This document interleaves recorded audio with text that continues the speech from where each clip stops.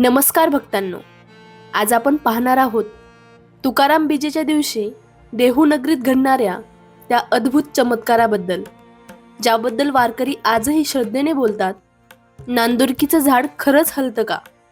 तर असेच नवीन नवीन व्हिडिओ पाहण्यासाठी परमात्मा कथासागर या चॅनलला नक्की सबस्क्राईब करून ठेवा. देहू इंद्रायणीच्या शांत किनाऱ्यावर वसलेली ती पवित्र भूमी, पहाटेची वेळ, मंद वारा आणि नदीच्या पाण्यावर पडलेला सोनेरी प्रकाश. याच भूमीत जन्म झाला संत तुकाराम महाराज यांचा. एक साधा व्यापारी, पण अंतकरणाने परमभक्त. आयुष्यात आलेले दुष्काळ, कर्ज, नातेवाईकांचे मृत्यू या सगळ्या वेदनांनी त्यांना खचवलं नाही. उलट त्या वेदनांतूनच उमलेले अभंग, तुका म्हणे माझे काही नाही, सर्व काही तुझे आहे, असं म्हणत त्यांनी संपूर्ण जीवन विठ्ठलाच्या चरणी अर्पण केलं. वैकुंठ गमनाची चाहूल फाल्गुन वद्य द्वितीया जवळ येत होती.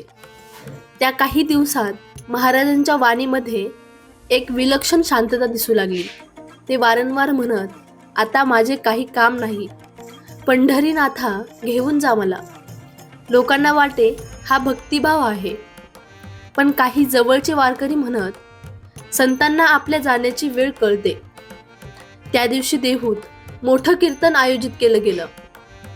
नांदुरकीच्या झाडाजवळ हजारो वारकरी जमले होते.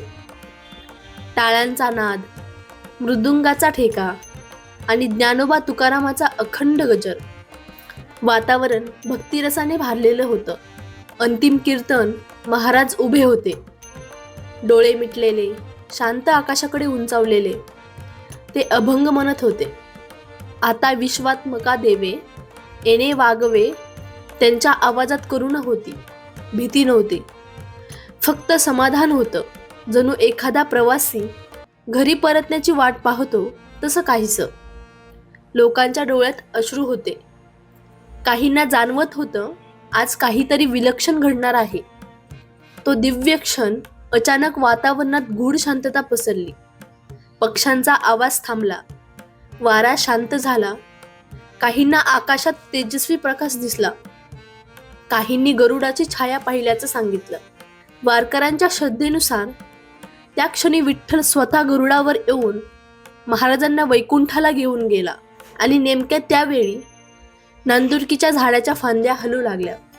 वारा नव्हता, पण पानं थरथरत होती. जणू झाड स्वतः साक्ष देत होतं, हा क्षण साधा नाही.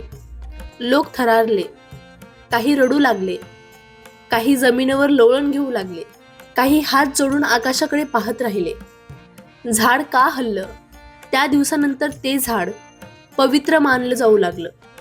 दरवर्षी तुकाराम बीजेच्या दिवशी हजारो वारकरी तिथे येतात. अनेक वारकरी सांगतात, कीर्तन सुरू झालं की झाडांच्या पानात हलकी कंपनी जाणवतात. काही म्हणतात तो वारा असतो. विज्ञान सांगेल ही नैसर्गिक हालचाल आहे. पण भक्त म्हणतात जिथे श्रद्धा असते तिथे निसर्गही प्रतिसाद देतो. आध्यात्मिक अर्थ, झाड हलणं म्हणजे केवळ फांद्या हलणं नाही, तो संकेत आहे. संत कधीही दूर जात नाहीत.